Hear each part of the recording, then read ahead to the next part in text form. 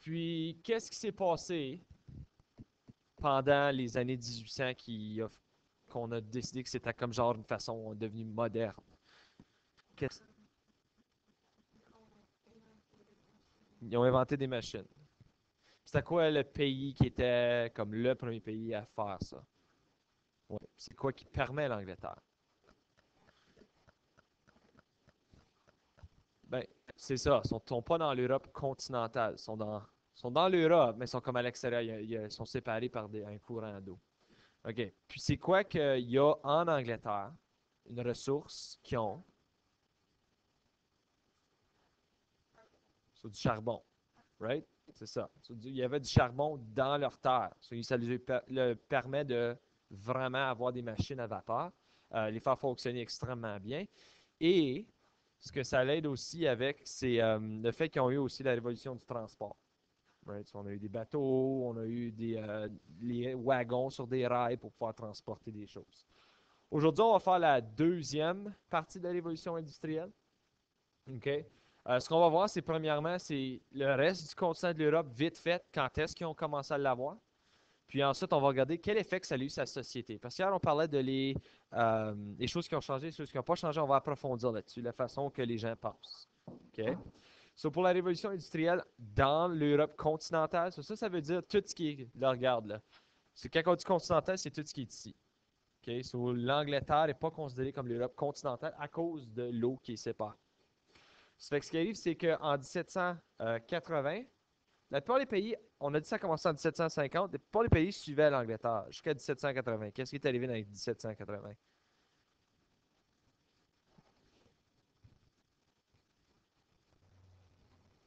Mais qu'est-ce qui est arrivé qui était énorme dans les années 1780 jusqu'à 1815?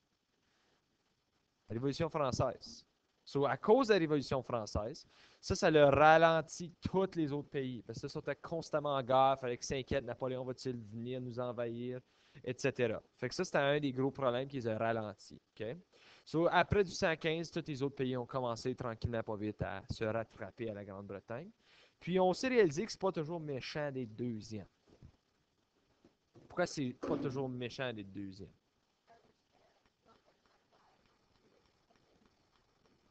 C'est ça, c'est comme je donne l'exemple.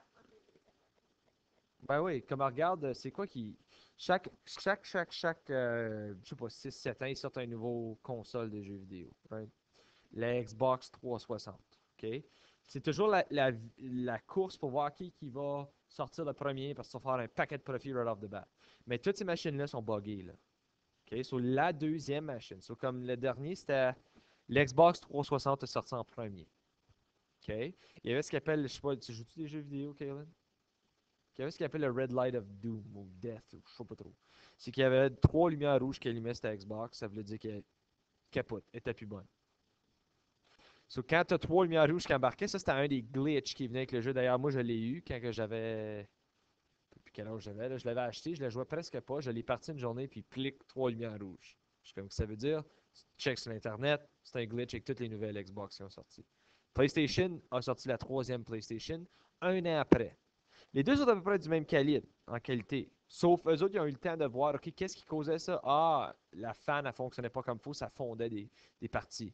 So, ils ont dit, OK, il faut s'assurer d'avoir une fan qui est plus efficace. So, le même exemple arrive ici.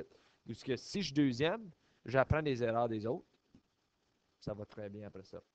Juste des exemples de les pays qui se sont rattrapés. Si tu regardes la France et le Belgique et l'Hollande, c'est en 1810 et 1820, ils ont commencé à vivre la révolution industrielle. Et 1820 et 1830, l'Allemagne, l'Autriche et l'Italie. Ça n'était pas encore au niveau que l'Angleterre ont été économiquement. Mais ce qui est quand même impressionnant, c'est que la France, malgré tout ce qui est arrivé avec Napoléon, a été capable de faire ça par 1820, commencer la révolution industrielle. La Russie va toujours être en arrière. Pareil comme ils ont été en arrière dans la Renaissance. Ils ont été en arrière avec tout. Mais la Russie, ce qu'ils vont faire, les autres, c'est qu'ils vont dire au lieu de faire un effort, je vais payer des gens en Angleterre qui ont fait ces objets-là, puis je vais lui dire, fais-les pour moi.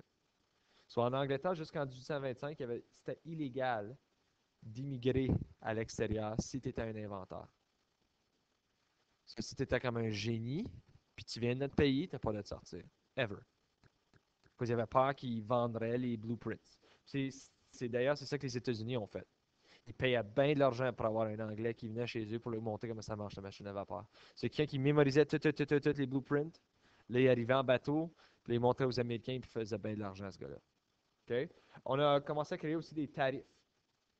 Tu sais quoi un tarif? En anglais, c'est un tariff. Ça, c'est pas bien différent. Là.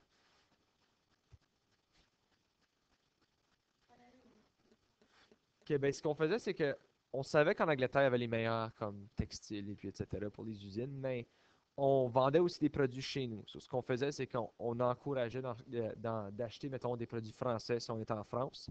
Si tu achetais d'un produit anglais, on te donnait un tarif d'extra, il fallait que tu payes pour l'avoir.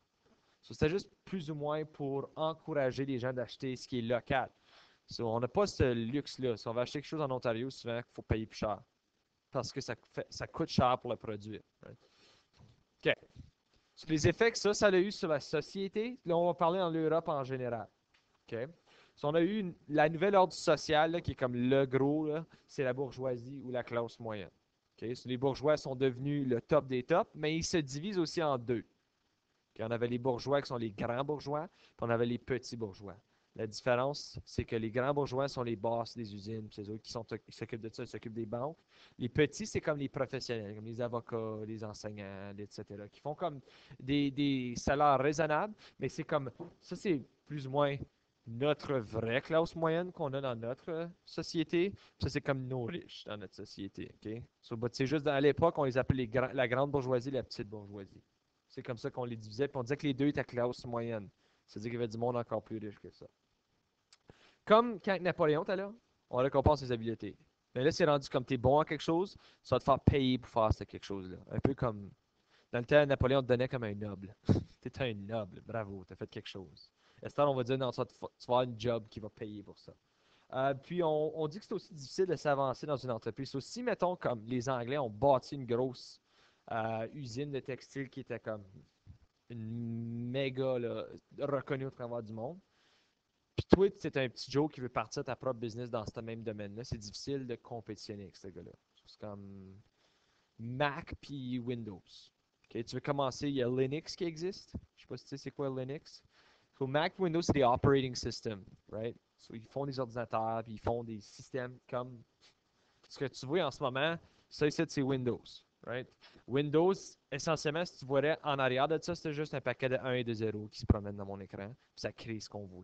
Okay, l'ordinateur, il lit un texte, puis ça fait ça. Mais si tu veux en faire un, il y a Linux qui en fait un aussi, qui est d'ailleurs assez puissant, mais à cause il faut qu'il compétitionne avec ces grosses compagnies-là, on n'entend pas parler. Right? So, ça, c'est un problème qui va commencer puis qui va rester au travers de le reste de l'histoire. OK, on a ce qu'on appelle des prolétariats. Je sais pas si tu as déjà entendu ça. Le prolétariat, c'est une autre classe. C'est vraiment les ceux qui travaillent. Sur la classe ouvrier ou working class, c'est les prolétariats. OK? So, les autres, ce qu'ils font, c'est qu'ils sont ceux qui vont être dans les entreprises en train de travailler pour les grands bourgeois. OK? Puis, eux autres, c'était tous des paysans avant. So, c'est les paysans que, comme, tu sais, on a fait des enclosures, là, qui ont déménagé en ville, ils travaillent pour eux autres. Le problème, c'est qu'on en a trop. Si tu as comme une business qui a 5 employés, ils vont se faire payer pas mal bien. Si une business qui a 5000 employés, il faut que tu divises ce même salaire-là parmi 5000. Ça, ils vont vraiment pas être bien. Là. Ben, ils vont être mieux qu'ils étaient en campagne, mais ils ne seront pas super riches. Puis le problème avec ça, c'est qu'on avait aussi créé des maisons de pauvres. Qu'on disait, tu peux venir travailler, tu vas te faire payer, mais le travail était tellement affreux qu'ils ne voulaient pas. Ils voulaient pas travailler là. OK, OK, so Friedrich Engels. Anyways, ce gars-là, il est important à reconnaître. Pas, ben, OK, il vient d'une famille riche, il gérait les finances des usines. Ça montre qu'il n'était pas un prolétariat. C'était un gars de la grande bourgeoisie. OK? Lui, les conditions de travail, il les a observées. Lui, il a commencé à marquer que, je pense pas qu'on traite nos employés de la bonne façon. C'est en 1844, il a sorti un livre qui s'appelle La situation de la classe laborieuse en Angleterre. La conclusion qu'il dit, c'est que les bourgeois, on exploite les travailleurs, on prend avantage d'eux autres. Okay? On est en train de prendre avantage du fait qu'ils ont besoin de l'argent, ils veulent travailler, si on les fait travailler des choses qui ne sont pas raisonnables. Lui, il va travailler avec Marx. C'est Karl? Non. Marx qui va faire le communisme. il va être un des deux qui va être à la base du communisme. Il va commencer à dire il faut que tout le monde ait la même paix, tout le monde soit égal, etc. OK? Puis, d'ailleurs, ça va aider à l'amélioration des conditions en 1850. Son texte va aider un petit peu. On avait aussi à l'époque ce qu'on appelle des Ludites. Ça, je pense que c'est des Luddites en anglais. Apparemment, il y avait comme un personnage inventé qui s'appelait un Lude. C'était comme leur. Ah, non. Je connais pas trop exactement l'origine de leur nom, là. Mais leur problème, eux autres, c'est qu'ils n'aiment pas les machines. Ils disent, les machines volent ma job. Comme déjà, oui, on en faisait moins, mais on avait tellement d'ouvriers qui travaillaient à coudre que on avait des jobs. À tu mets une machine là-dedans, on coupe ça en un quart, puis that's it. C'est juste pour faire ça que les machines fonctionnent bien. Ceux autres, ils se prenaient dans le et ils brisaient des machines. Mais ça, en plus de notre chum Ingalls de tantôt, ont aidé avec la formation des unions. Parce qu'avant 1824, il n'y en avait pas là. Right? Ça rappelle en France, c'était toujours une grosse chose. Pas d'union, pas d'union, pas d'union. Fait que les gens ont commencé à dire ben, OK, tu veux pas nous donner notre union, on va peut-être se joindre aux ludites. On va peut-être faire des choses. OK? Parce que les conditions de travail sont pas bonnes. Fait que là, les Anglais ont commencé à regarder en France, qu'est-ce qui est arrivé quand les pauvres se sont choqués. L'évolution française. Ils sont comme, on a déjà eu notre stuff en Angleterre, là. On va leur donner une union. On va leur donner le droit d'essentiellement d'avoir des droits en tant qu'union. OK?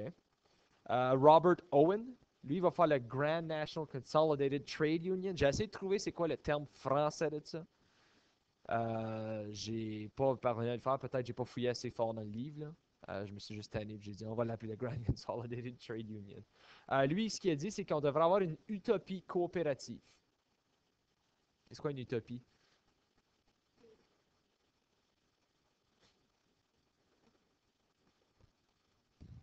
Ouais, un monde parfait. On devrait être parfaitement coopératif. So, lui, c'est le socialisme. Celui, ce qu'il disait, c'est que tout le monde devrait avoir les mêmes conditions de travail, tout le monde devrait avoir une part dans la compagnie. WestJet fonctionne comme ça, tous les employés ont une part dans la compagnie, ce qui veut dire qu'ils payent un certain montant pour les dépenses de la compagnie, mais ils font aussi du profit de ce que la compagnie fait. Et plus ils ont un salaire. Ça fait comme genre du. Lui, c'est la situation idéale. Il dit que tous les employés seraient plus heureux s'ils travailleraient pour eux-mêmes. Le problème avec le socialisme, puis je sais pas si tu as déjà entendu cet exemple-là, c'est que, à cause qu'il y en a beaucoup qui disent comme le socialisme devrait être de même pour toute la société, tout le monde fait le même salaire, tout le monde est pareil, tout le monde est égal. Je sais pas si tu as entendu qu'apparemment il y a un prof à l'université qui a fait cette théorie-là avec ses élèves. Il a dit OK, tout le monde va être égal. OK. Il dit vous allez tous faire le test. Il dit puis je vais faire la moyenne, puis tout le monde va recevoir la moyenne comme note finale. Sur le premier test, il fait ça, tout le monde reçoit 75. Tout le monde, c'est comme, ah, right on. Mais là, le monde qui travaille fort, puis il y a les 80-90, sont comme, ben, je peux slacker de base. Je vais faire un 75, right?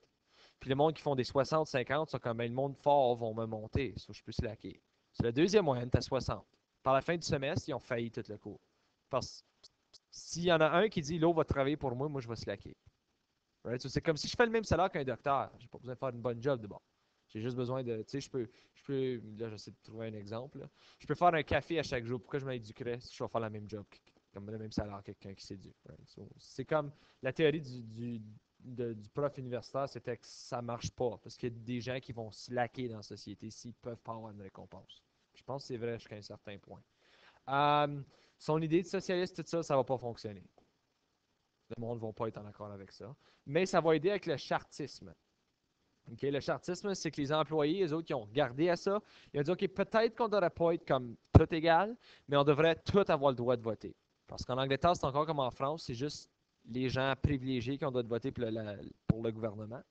Alors, les autres, qui ont dit qu'on aimerait le droit de voter, puis ils vont faire une campagne pour avoir les journées réduites à 10 heures. Ils vont éventuellement l'avoir, mais pas de suite, dans les années 1800. OK? Puis, eux autres, la raison pourquoi ils veulent tout ça, c'est parce que faut penser que c'était déjà des paysans, right?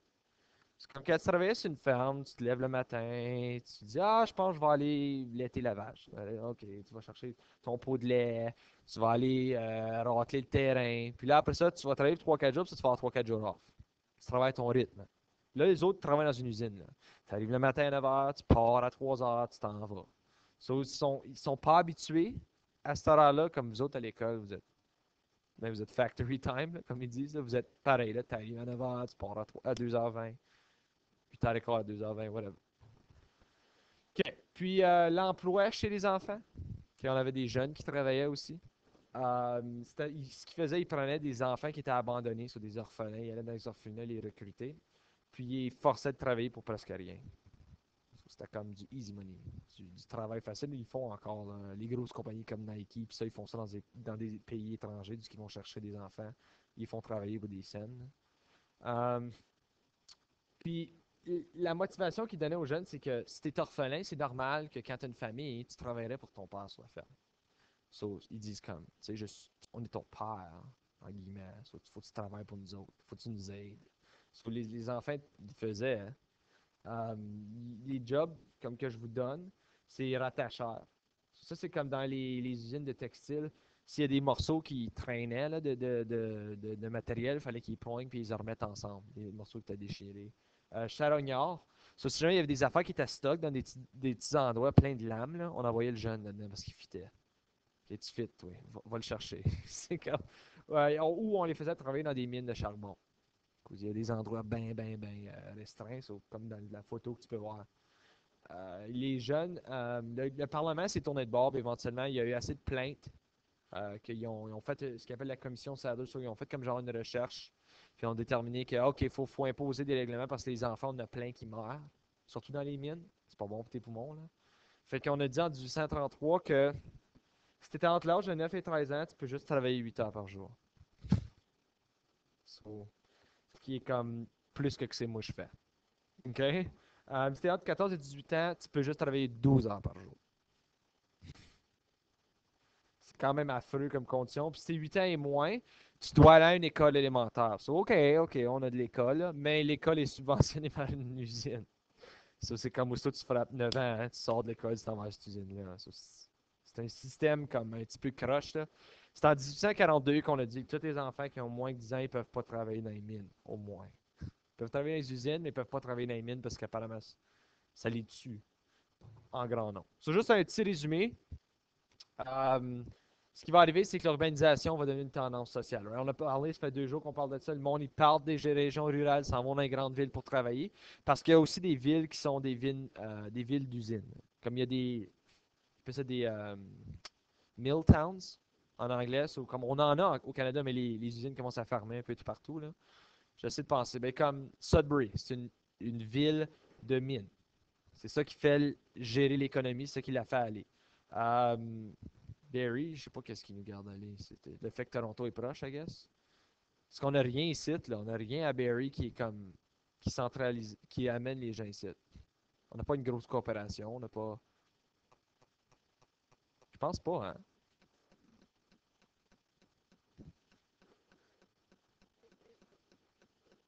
Ouais, ça, c'est des événements, d'où. Mais comme j'essaie de penser, qu'est-ce qui fait que les gens restent à Barrie? Qu'est-ce qui fait qu'on a 175 000 personnes? Autre que Toronto, je sais pas.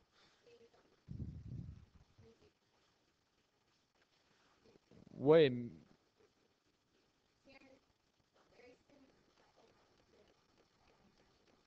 oui, mais comme je regarde. Oui, mais regarde Aurelia. Pourquoi Aurelia, ils ont moins de gens que nous autres? Ah, mais qu'est-ce qui a fait qu'Aurelia est sketchy? Tu sais, quand tu as des usines, c'est comprenable.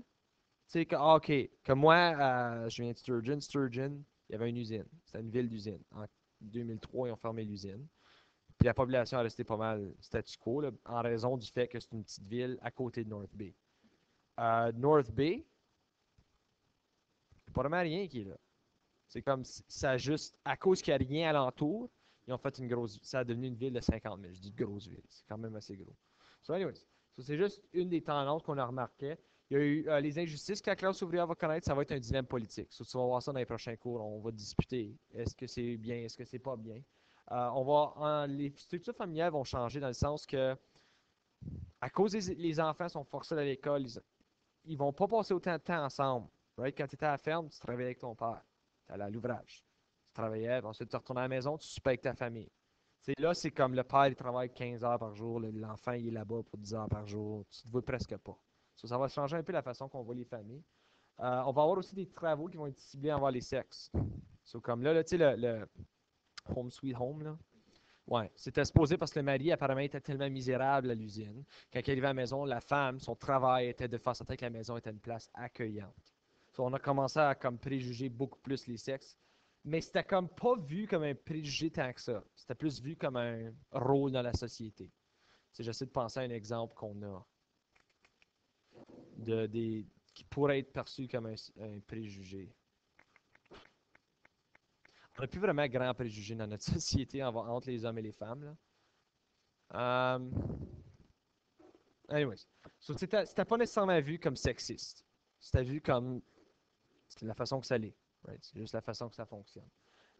Et puis, ce qui va arriver, c'est on parlait hier qu'on était de 9 millions à 21 millions en Angleterre. Eux autres vont connaître quelques problèmes de santé, mais c'est l'Irlande. Je ne sais pas si vous avez appris l'Irlande, quand ils ont eu le gros manque de patates en raison d'un virus de quelque sorte qui se promenait dans les terres. Il ne poussait plus. Fait que là, tout le monde est en train de mourir parce qu'il y avait un manque de nourriture. Il y a beaucoup d'Irlandais qui vont se déplacer en Angleterre pour travailler et pour vivre. So, ça, c'est une des raisons pourquoi aussi leur population fait en Irlande. Oui, il y en a qui sont morts, mais il y en a aussi qui sont migrés au Canada, aux États-Unis, en Angleterre. OK. So, ça, c'est la fin de la leçon.